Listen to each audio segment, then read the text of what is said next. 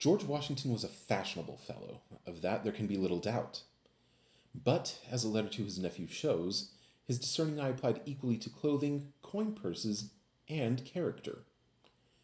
This is the Daily Word of Washington, Episode 4. Today's quote comes from a letter George sent to his nephew Bushrod Washington in January of 1783, nearing the end of the Revolutionary War. Bushrod was one of Washington's closest relatives. He had been studying law, but put his education on hold for a couple of years while he served in the war.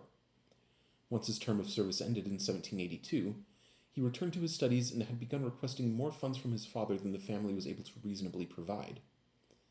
This liberal spending was brought to George Washington's notice, and he wrote his nephew a letter with counsel about his spending habits, studies, friendship, gambling, and more.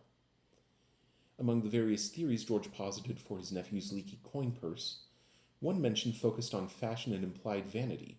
Quote, "Do not conceive that fine clothes make fine men, any more than fine feathers make fine birds. A plain genteel dress is more admired and obtains more credit than lace and embroidery in the eyes of the judicious and sensible." Washington himself was always meticulous with his appearance, though not extravagant.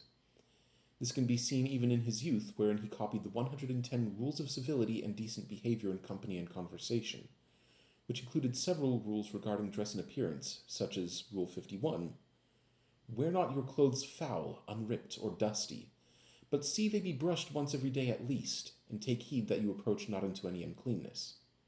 And Rule 52, "In your apparel be modest, and endeavor to accommodate nature rather than to procure admiration.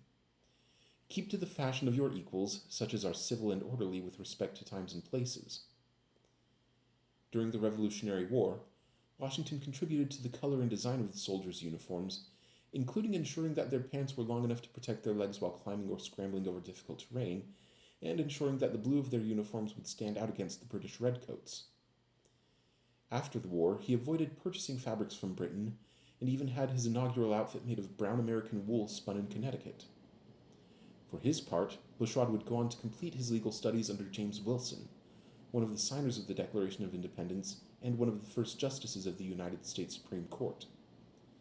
Bushrod followed his mentor's footsteps not long after, being appointed to the Supreme Court himself by President John Adams in 1798. He remained close to George Washington for the remainder of his life, and Washington bequeathed Bushrod all his papers and most of the Mount Vernon estate. For George's full letter to his nephew, be sure to check out Part 2.